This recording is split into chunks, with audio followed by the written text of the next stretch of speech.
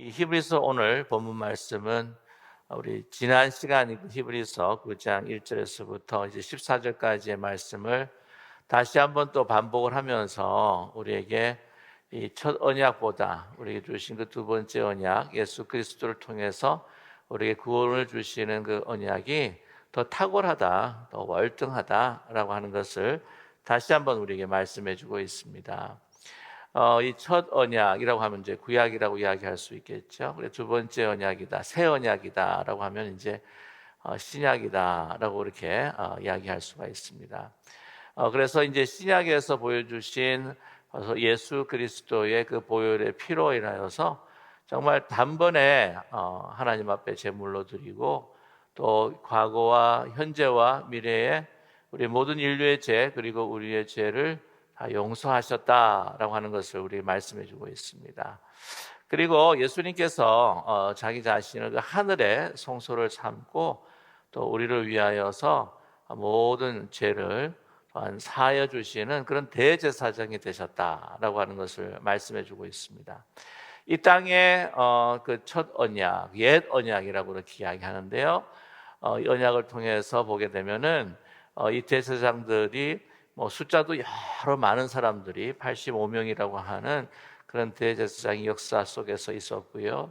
뿐만 아니라 매년 지성소 안에 들어갈 때마다 또 자기를 위하여 온 백성뿐만 아니라 자기를 위하여서 계속해서 또 대속의 제사를 또한 제물을 드려야 한다. 그것이 뭐 매년 있어야 한다고 하는 것이죠. 매년 있을 뿐만 아니라 또한 또 매일 또 자기의 죄를 가지고 또 주님 그 하나님 앞에 속죄함 받고를 원하는 그 백성들을 위해서 또 그 계속해서 제물을 주님 앞에 드리기 위해서 이제 죽여야 했다고 하는 거죠. 그러나 이 모든 것들이 이제는 필요가 없게 되었다. 그것은 다 하나님께서 예수 그리스도를 통해서 이 대속 사역을 완성시켜 주신 그것으로 인하여서 이제 이렇게 동물의 그 제사의 피가 필요가 없다라고 우리에게 말씀해 주고 있습니다.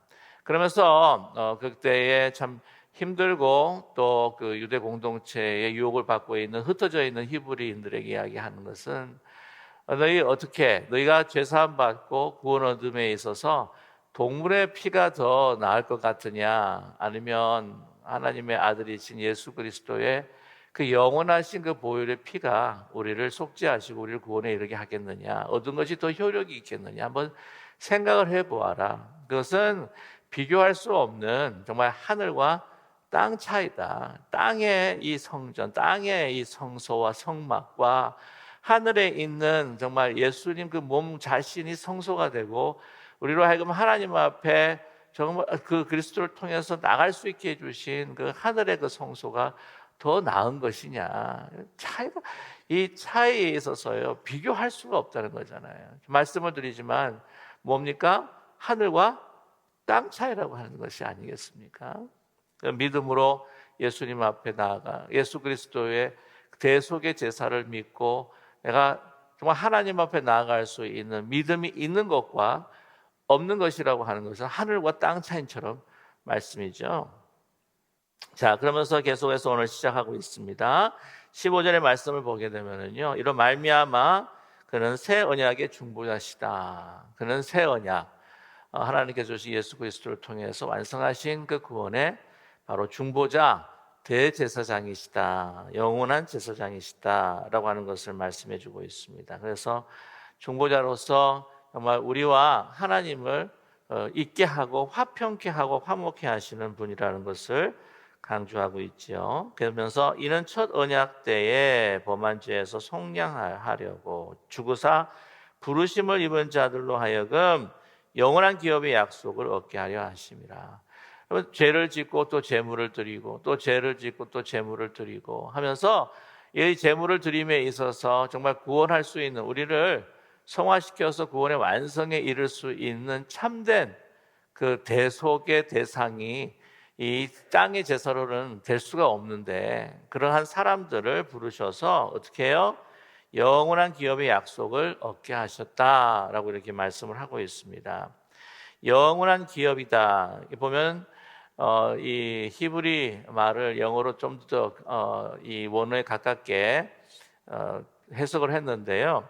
이 기업을 좀 더 그 헬라 언어에 좀 더 가깝게 해석을 하게 되면 inheritance입니다. 유업입니다. 그러니까 영원한 유업의 약속을 얻게 하려 하십니다. 이 유업이라고 하는 것은요, 정말 그 하늘에서 주시는 그 유업이라는 것이죠. 이 땅에서 잠시 이렇게 효력을 발생하다가 그냥 사라져 버릴 그러한 찰나적인 어떤 그 순간의 가치가 아니라 정말 하늘의 영원하신 유업, 그 하늘의 속죄, 그 하늘의 기쁨, 하늘의 그 구원, 이 모든 그 유업을 누구에게 주셨다?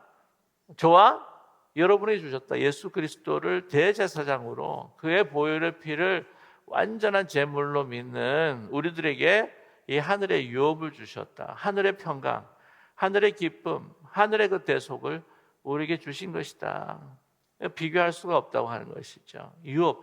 그러니까 저희가 항상 우리가 살아가면서 기억해야 될 것은, 우리가 뭐 이 땅에서 좀 부족한 것이 있다고 할지라도 저와 여러분, 하나님께서는요 아낌없이 하늘의 신령한 복을, 모든 신령한 복을 우리에게 다 주신 줄로 믿습니다. 에베소서에도요 바울이 우리에게 말씀하시기를 하나님께서 우리에게 부족함 없이, 그러니까 모든 하늘의 신령한 은혜를 우리에게 주셨다라고 그렇게 말씀하고 있지 않습니까? 그래서 우리 오늘 이 유업이라고 하는 단어를 우리가 또 생각을 하면서, 우리가 사랑하는 정말 자녀들, 우리 자녀손들에게 무엇을 남길까라고 하는 것을 우리가 생각해 볼 필요가 있습니다.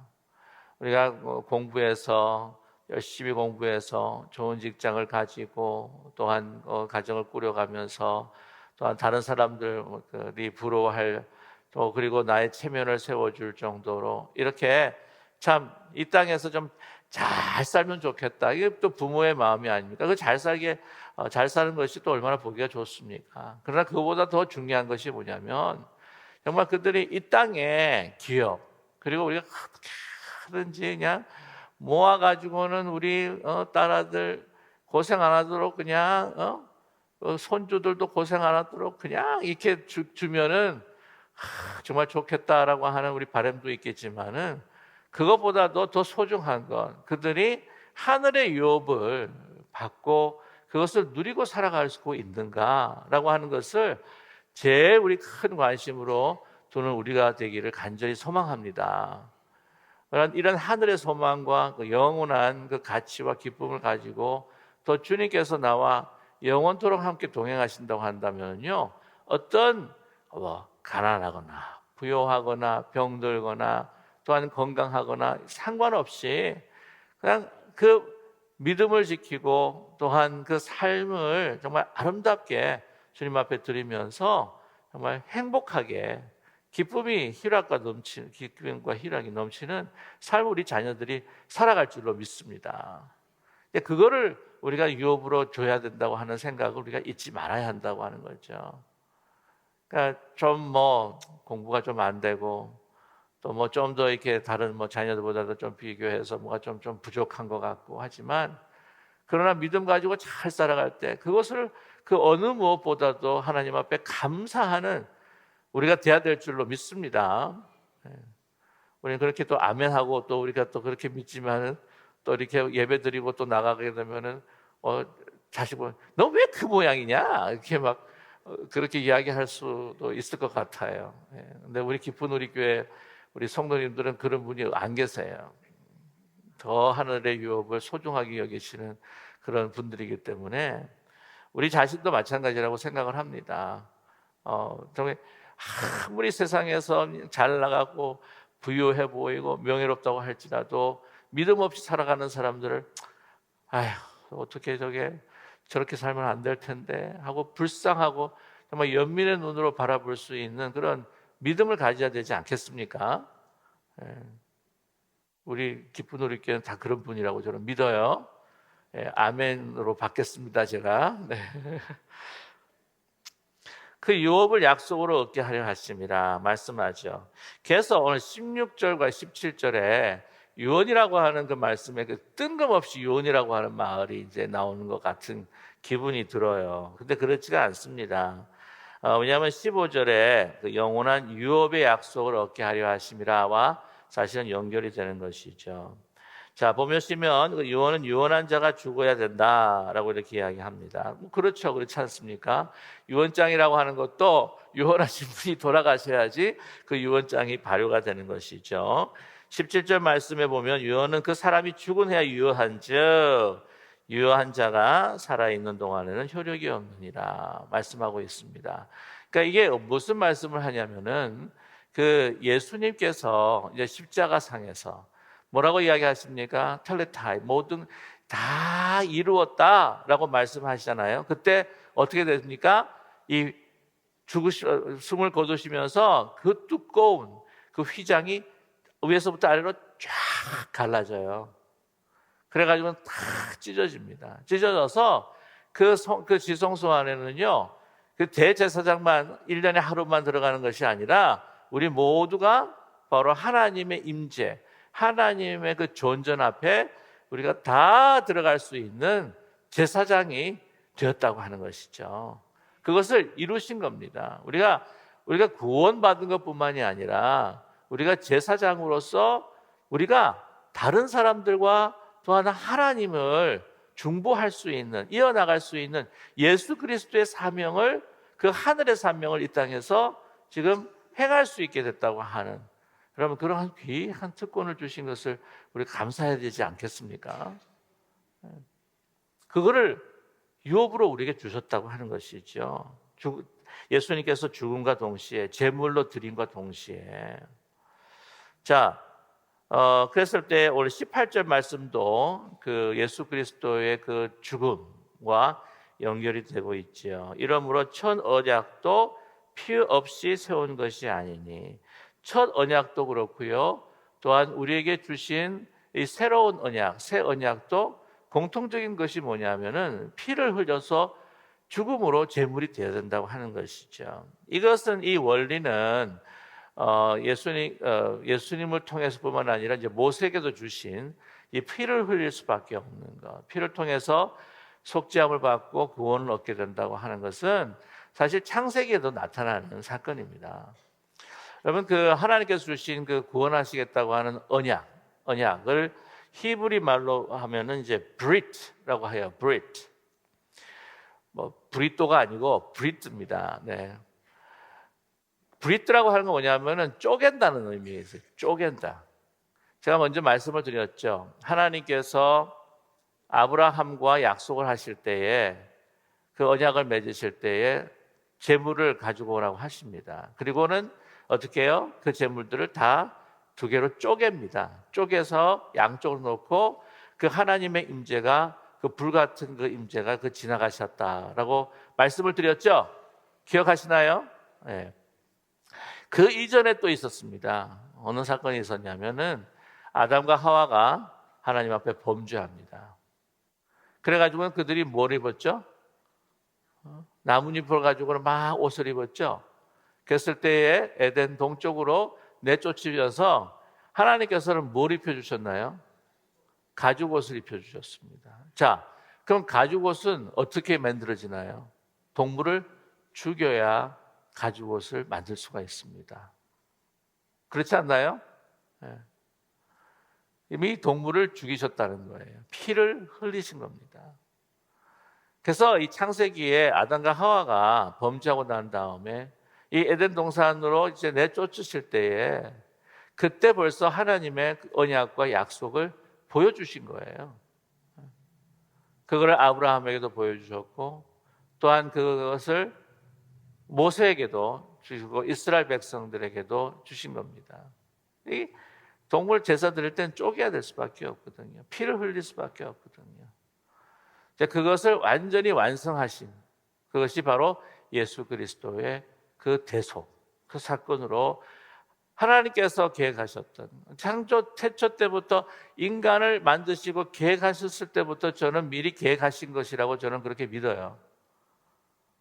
보면 참 하나님께서 얼마나 인애로우시고 자비로우신가 하면은, 십계명을 주게 되면 얘네들이 분명 지키지 않고 어길 거다. 그러니까 또 제사 이게 어기면은 하나님께 다시 돌아올 수 있는, 제사 안 받고 또 하나님 앞에 돌아올 수 있는, 제사 드릴 수 있는 방법을 주시기 위해서 이 성막을 어떻게 할 것인가라고 하는 것을 함께 주시지 않으셨나요? 이미 아셨다는 거죠. 근데 그러면서도 우리 인간을 너무나 사랑하시기 때문에 하나님의 형상으로 지으셔서 우리가 하나님을 거부할 수도 있고 하나님을 정말 받아들일 수도 있는 그런 좀 선택할 수 있는 독립적인 존재로 만들어 주었다고 하는 것, 그러면 얼마나 귀한 것인지 모릅니다. 보면 말씀드리지만 우리가 사람한테 제일 큰 상처를 받고 사람한테 큰 위로를 받고 사람을 통해서 큰 기쁨을 얻지 않습니까? 그렇지 않나요? 아무리 좋은 거 먹고 아무리 좋은 집 살고 아무리 좋은 것을 뭐 타고 다녀도 혼자 입어서 혼자 얼마나 괴롭고 외로운지 모릅니다. 그러니까 요즘에 AI가 발달을 하고 디지털 문화가 되고 그 다음에 인터넷이 발달하고 그러니까 이제는 뭐 그 젊은 사람들, 이 사람들이 거기에 빠져가지고 좀 사람들하고 컨택을 안 하는 가운데서 더 휴먼 타치가 없는 가운데 외로워진다고 하는 거죠. 근데 그분들한테 또 그분들이 그런 이야기를 할 거예요. 사람하고 있으면 막 골치가 아파요. 막 힘들어요. 막 그 사람들 때문에 많이 아팠어요.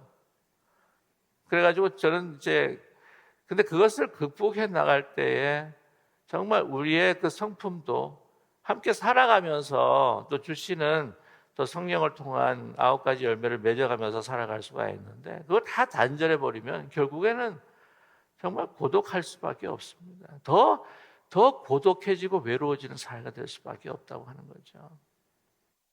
보면 그래서 나중에 저는 그런 생각이 드는데 많은 사람들이 사람들하고 같이 안 살고 이제 로봇하고 사는 사람들이 또 많아지지 않을까 하는 생각이 들어요. 시키는 대로 하니까 시키는 대로.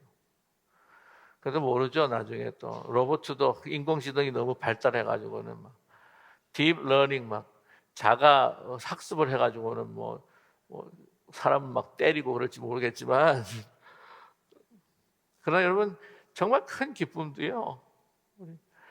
우리가 왜 자녀를 낳습니까? 보면 자녀가 마스터예요. 상전이고요.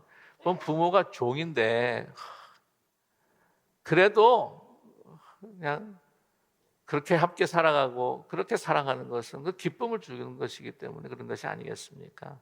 하나님도 마찬가지라고 저는 그렇게 생각해요.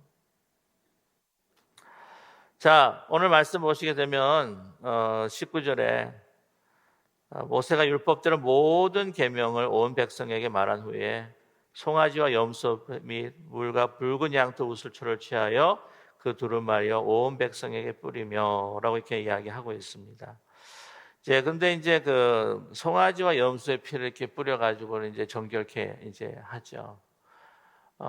그래서 어떤 교회 같은 경우에는 피는 뿌리지 아니하고 어떻게 하냐면은 예배 가운데에 이제 세례가 있는 날이 있지 않습니까? 이제 주로 세례가 있는 날에 그 우슬초를 가지고요. 그냥 하나의 어떤 그 크리에이티브한 리터지 중에 하나입니다. 이렇게 그 어떤 한 사람이 다니면서 우슬초에다가 이 물 있죠, 물을 이렇게 탁탁 하고 이게 무슨 카톨릭 같은 기분이 들어가지고 아주 싫어하시는 분도 있긴 있는데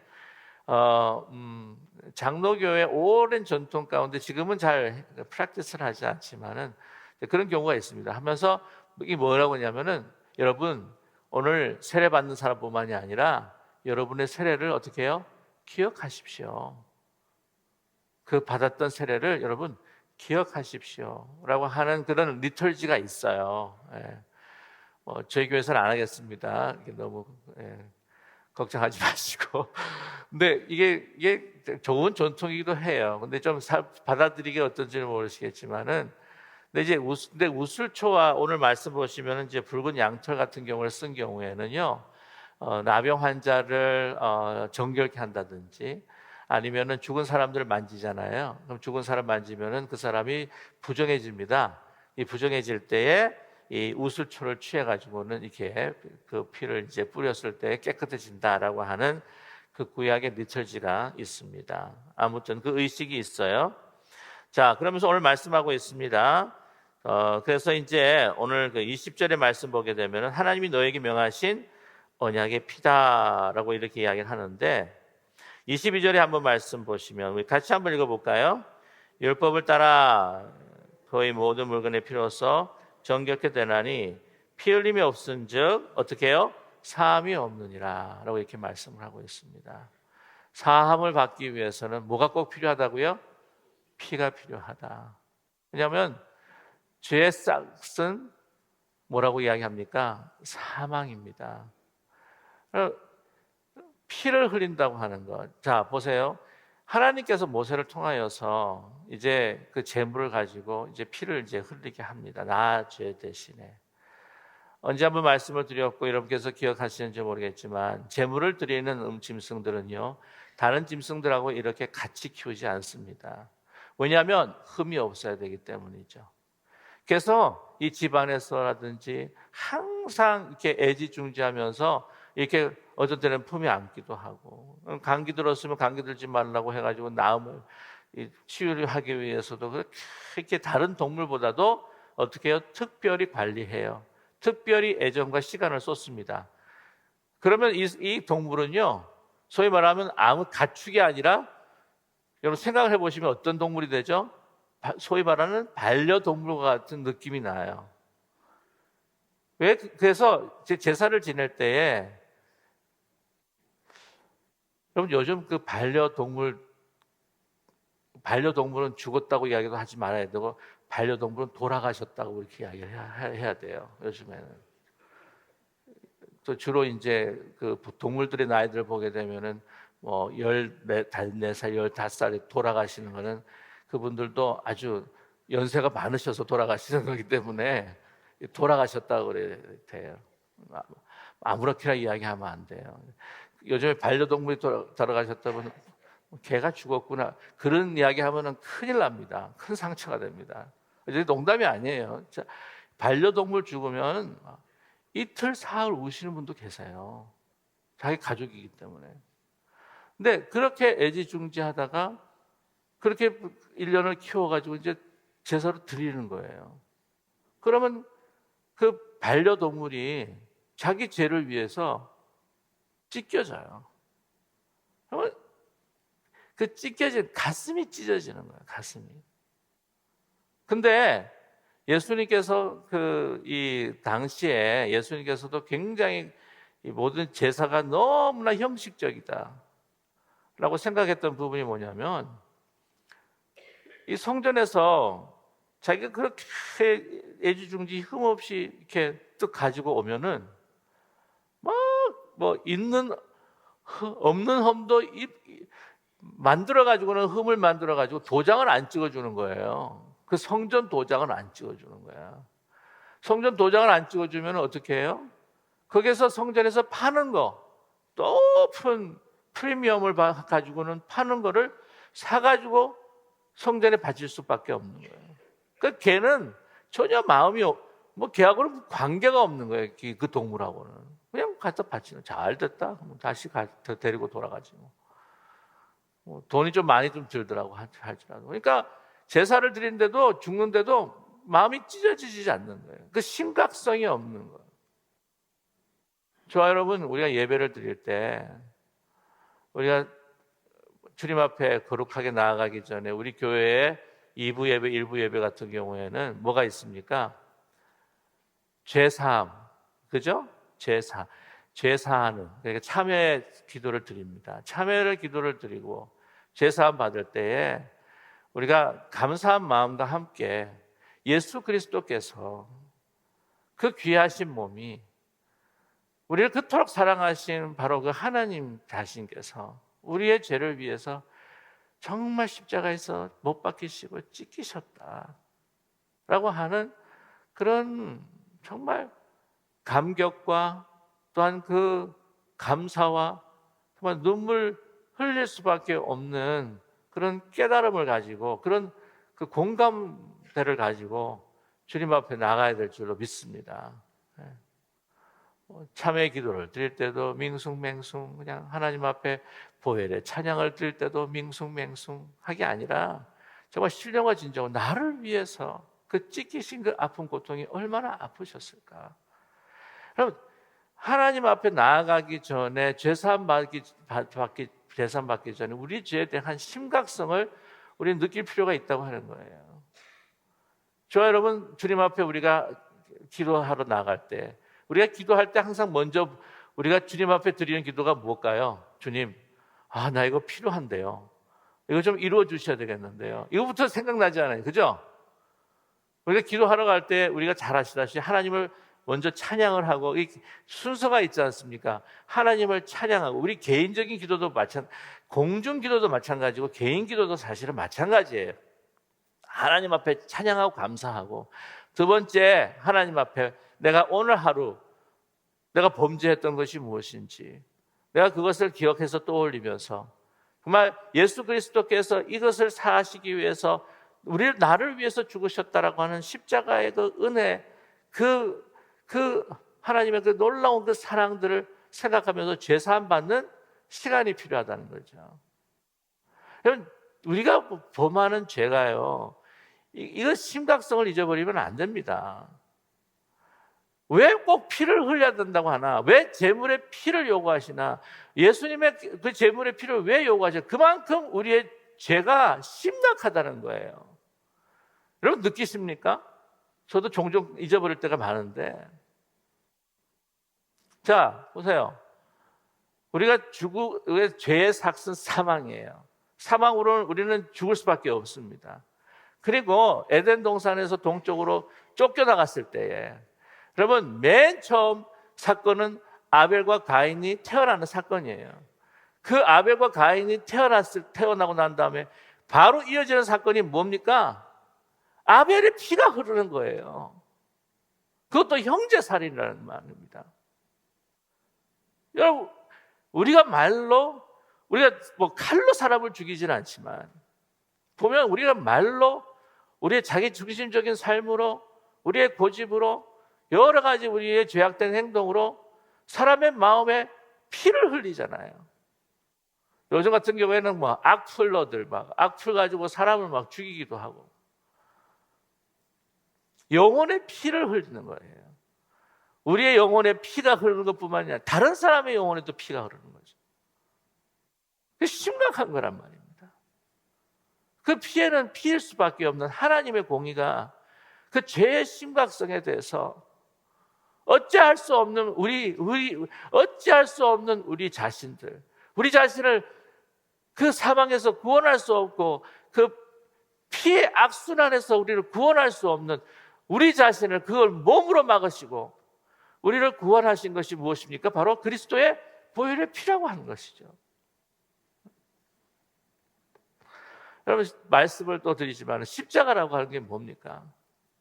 하나님 우리를 향하신 구원의 은혜와 사랑의 표시기도 하지만 얼마나 인간이 악독한가, 어떻게 우리를 사랑하시고 어떻게 우리를 지으시고 우리를 함께 하시기를 원하시는 하나님을, 그 빛을 그냥 십자가에 그냥 그렇게 처절한 고통으로 죽이는 인간,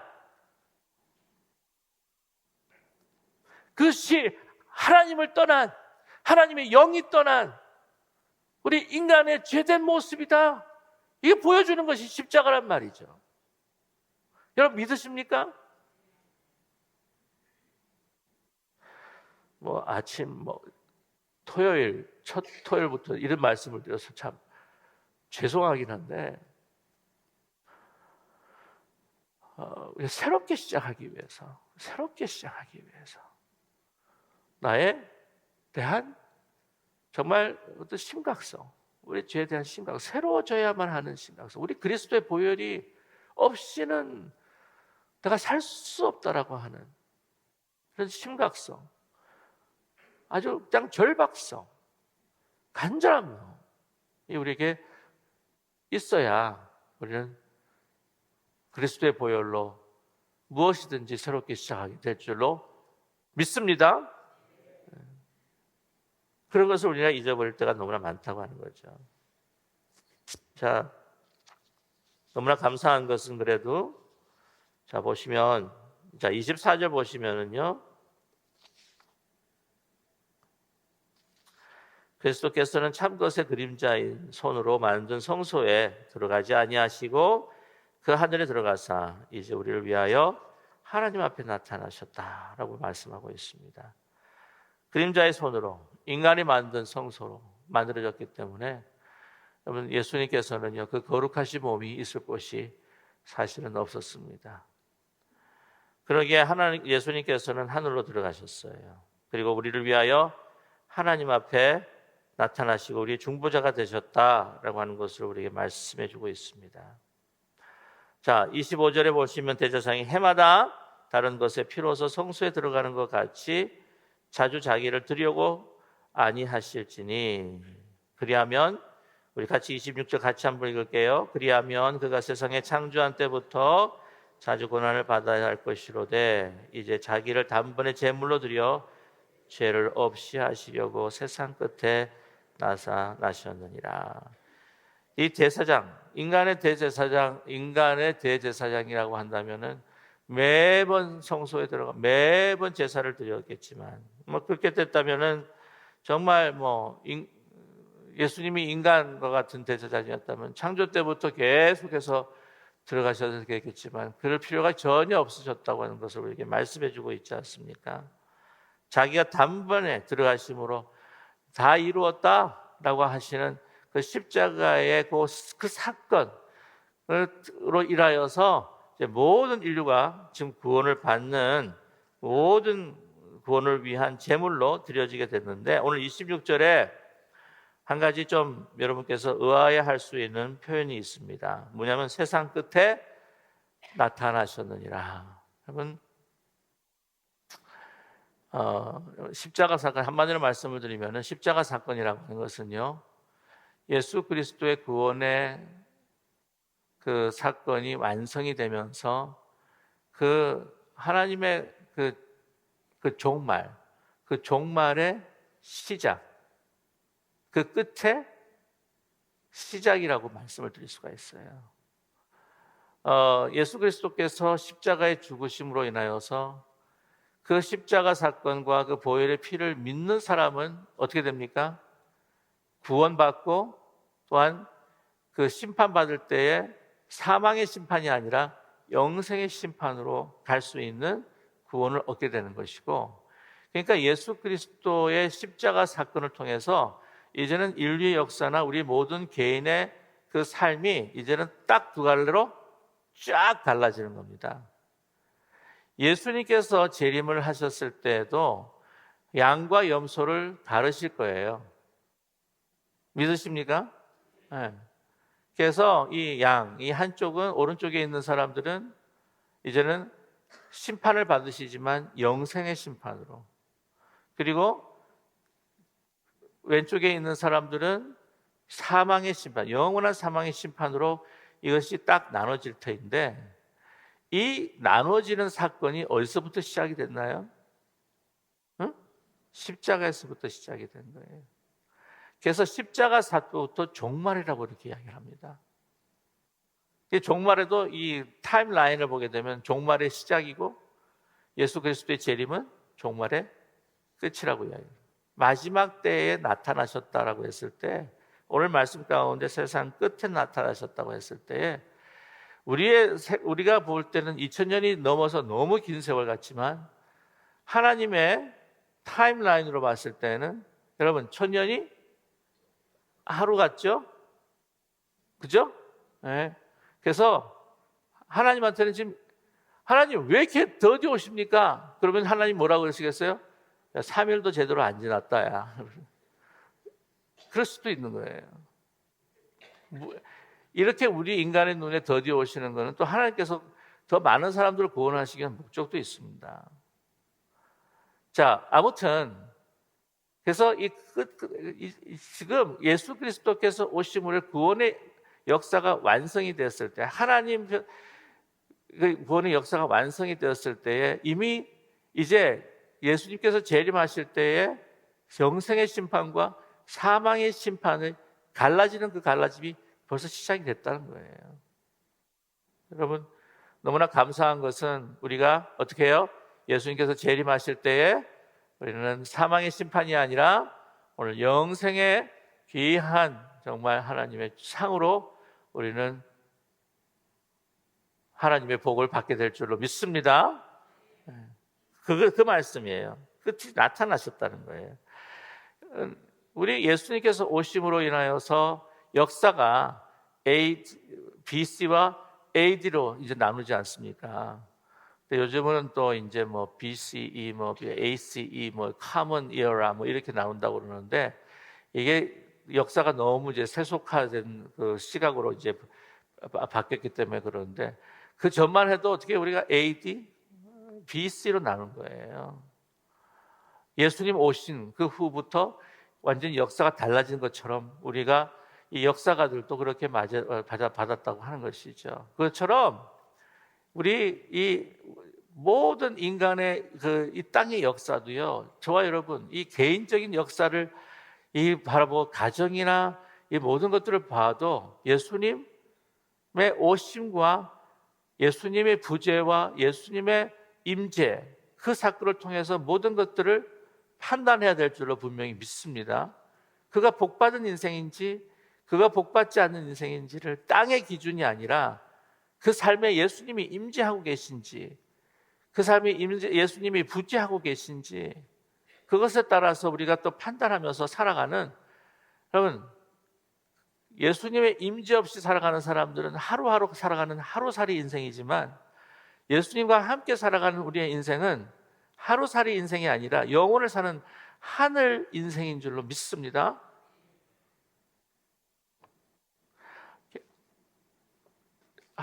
하늘 인생인 줄로 믿습니다. 네.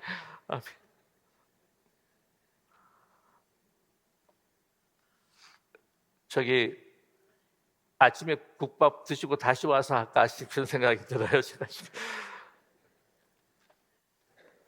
27절 28절 우리 감자 함께 읽겠습니다. 한 번 죽은 것은 사람에게 정해진 것이요 그 후에는 심판이 있으리니 이와 같이 그리스도도 많은 사람의 죄를 담당하시려고 단번에 드시바 되셨고 구원에 이르게 하기 위하여 죄와 상관없이 자기를 바라는 자들에게 두 번째 나타나시리라. 그렇습니다. 예수님의 초림은요 우리를 구원하시기 위해서 오셨습니다. 그런데 오늘 말씀 보게 되면은 죄와 상관없이 자기를 바라는 자에게 두 번째 나타나시리라. 주님 재림하신다는 거예요. 그 재림의 목적은 두 가지로 나눠져요. 사망의 심판, 영생의 심판. 그런데 오늘 말씀을 보게 되면은 사망받을 자에게도 눈을 두는 것이 아니라 이제 오실 때는 누구예요? 이 세상에서 정말 주신 그 대속의 기쁨을 얻고 하늘나라의 가치를 가지고 주님과 함께 동행하면서 이 세상에 살아가면서 여러분 그리스도인으로 살아간다고 하는 게요 이 세상에서 그리스도인으로 살아간다고 하는 게 쉬운 게 아닙니다. 여러분 쉽다고 생각하세요? 참아야 되고 인내해야 되고 용서해야 되고 섬겨야 되고 이게 쉬운 줄 아십니까? 안 쉬워요. 정말 여러분 그리스도인으로 제대로 살아간다고 한다면 십자가의 삶인 줄로 믿습니다. 쉬운 거 아니에요. 누가 쉽다고 이야기합니다. 십자가 지는 게 쉬운 게 아닙니다. 그러나 소망을 가지고 십자가를 지고 살아갔을 때에 그렇게 살아가는 모습을 보시면서 재림하실 예수님께서 보시면서 하나님은 기다려라 기다리라 하시는데 저는 그런 생각이 저는 그렇게 믿는 게 예수님은 빨리 오고 싶으신 거예요. 그리스도인으로서 힘들게 십자가 지고 살아가는 우리를 바라보시면서 예수님은 빨리 오고 싶어 하시고 그러나 하나님은 조금 더 기다려라 내가 레디 고 할 때까지 기다려라. 예수님은 또 빨리 오고 싶어 하시고 예수님께서 재림하실 때는 우리의 눈은 그 예수 그리스도의 눈은 누구를 향하고 있다? 저와 여러분을 향하고 있다. 그래서 오늘 이 땅을 살아가면서 하늘의 그리스도를 보호자 우편에 계신 다시 오실 예수님의 눈을 맞추면서 하늘에 속한 자처럼 오늘 하루를 주어주신 귀한 사명, 힘들지만 감당하면서 살아갈 수 있는, 용기와 믿음과 소망 가운데 살아갈 수 있는 저와 여러분 되시기를 주님의 이름으로 간절히 축원합니다.